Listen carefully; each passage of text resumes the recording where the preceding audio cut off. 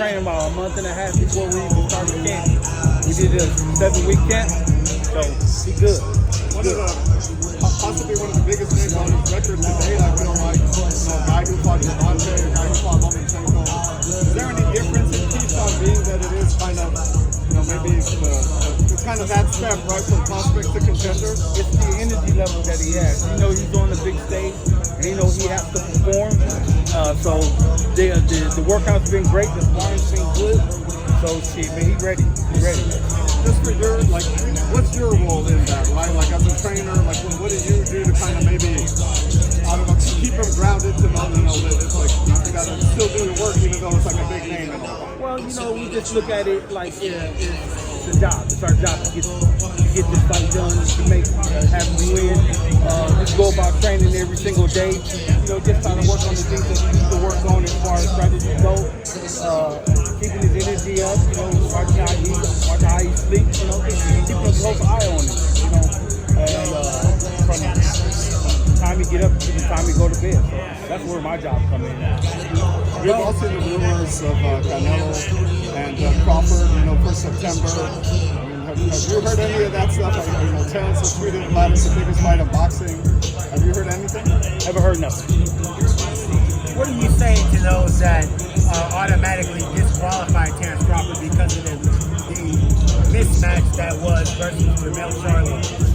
I don't know. I don't give a fuck about that. Hey, Terrence, go get in there and do what he needs to do. Perform. Wall Street, one of them started calling his name out. What did you make this performance? I think he looked like trash. I didn't even watch the fight. I just heard some of the coaches was watching him. I was basically driving, and they were just saying he looked like trash. And I know Pistol beat. I know Pete real well, so he gave him a pretty tough fight. And so I don't think much of him. I really don't know. I really don't know of him. I just hear his name. He's been saying he wants Tank next. Tank basically said he would agree to that fight. What do you think of that fight? Tank would have to start a couple of weight cuts.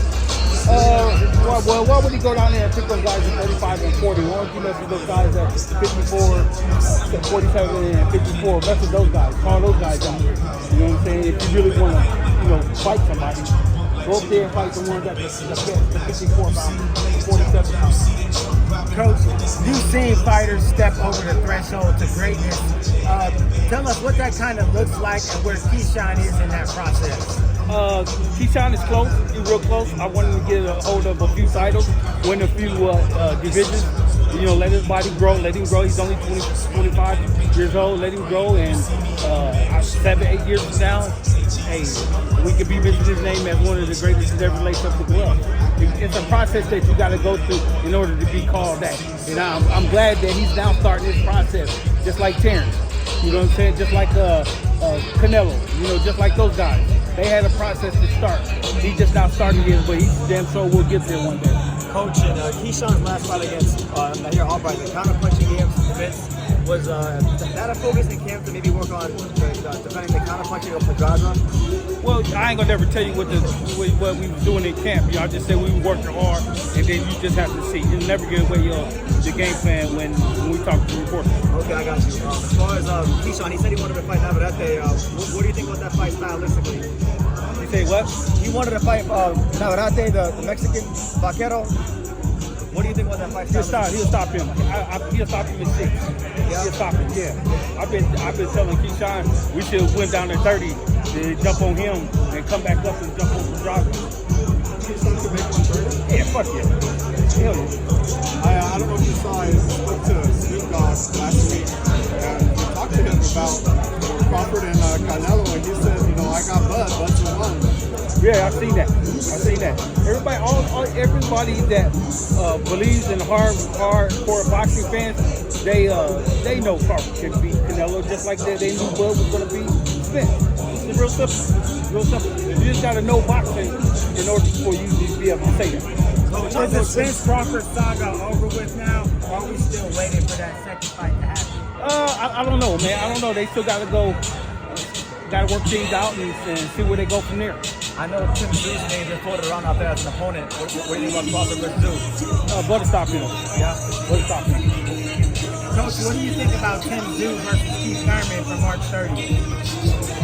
That's gonna be. I think personally that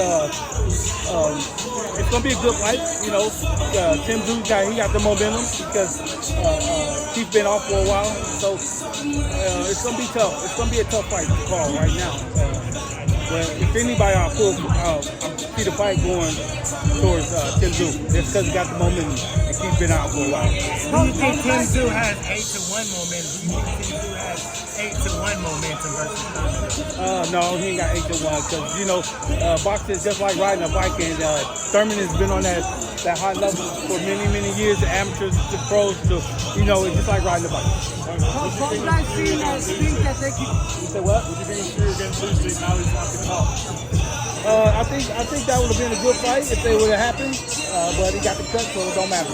Thurman and Tszyu both think that they can get a shot at Bud after, with the belt not even being on the line.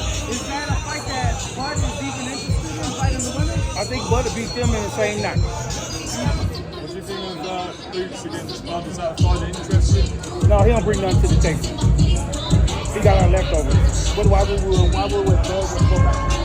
I wouldn't go back. Bud looking for bigger and better fights.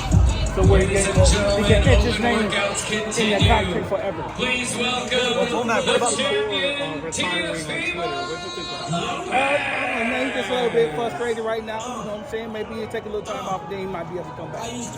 That's just my opinion. I don't have to talk to him, so that's just my opinion. So don't go out there and say both said this and both said that. This is both opinion. BoMac, you said that Brooks Evans doesn't bring anything to the table. Do you not think he's the best welterweight in the world apart from Terrence? Say again? You said that Jerron Ennis doesn't bring anything to the table, but don't you think he's the best welterweight in the world apart from Bud? I don't know, because I really don't look at none of the welterweights since we did clear the division out. I'm done. That's a damn good answer, buddy. That's a good answer.